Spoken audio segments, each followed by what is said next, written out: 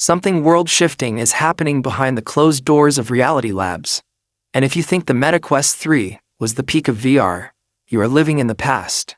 We are standing at the edge of a digital cliff, and Mark Zuckerberg is about to push us all into a new reality. Forget everything you know about gaming headsets. We are talking about the Meta Quest 4, a device that isn't designed to be a toy, but a replacement for your reality. Right now, in the USA, a silent war is being fought. On one side, you have the $3,500 Apple Vision Pro, a masterpiece of engineering that most Americans can't afford. On the other, you have Meta, a company that has spent over $50 billion to bring that same spatial computing power to the masses. The Quest 4 isn't just an upgrade, it is Meta's checkmate move. It is the device that is rumored to feature 4K Micro-OLED displays, neural input, and a design so light it makes the Quest 3 feel like a brick on your face. But there is a catch, a massive one. The leaks coming out of the supply chain in early 2026 suggest that Meta is making a gamble that could either make them the kings of the next decade or alienate their entire fan base. They are rumored to be stripping away the controllers. Yes, you heard me right. The Quest 4 might ship without the plastic sticks we've used for years, betting everything on hand and eye tracking. If you're a gamer, this should terrify you.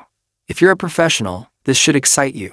Today, we are tearing down every leak, every patent, and every secret Project Griffin detail to show you why the Quest 4 is the most dangerous and exciting piece of tech in the world. Let's start with the puck design. For a decade, the biggest complaint about VR has been the weight. It's too heavy.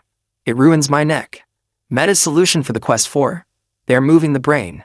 According to the latest CAD leaks, the Quest 4 might utilize an external compute puck. Imagine a small, sleek device that clips to your waistband or fits in your pocket. This puck houses the battery and the massive Snapdragon XR2 Gen 3 processor. By moving the guts off your face, the headset itself becomes a slim, lightweight visor. Something you can actually wear for an 8-hour shift at your virtual desk in Manhattan or a cross-country flight from LA to DC. But let's talk about that processor. The Snapdragon XR2 Gen 3 isn't just an incremental step. It is a 3-nanometer powerhouse with a dedicated NPU, a neural processing unit, designed specifically for real-time world reconstruction.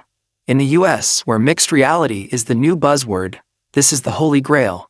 The Quest 4 won't just show you your room, it will understand it. It will see your physical couch, your real-world dog, and your desk, and it will overlay virtual objects with such precision that the shadows will match your real-world light bulbs. This is the death of grainy pass-through. We are looking at 16-megapixel global shutter cameras that eliminate the warping and blurring that plagued the Quest 3. Now, let's address the screen. This is where Meta is coming for Apple's throat. The Quest 4 is rumored to feature dual 4K Micro-OLED panels. If you've ever used an LCD headset, you know that gray look in dark scenes. With Micro-OLED, the blacks are infinite. The contrast is perfect. We are talking about a resolution so high, over 3,000 pixels per eye, that the screen door effect is officially dead. You will be able to read fine print on a virtual 100-inch monitor. For the American remote worker, this means you can finally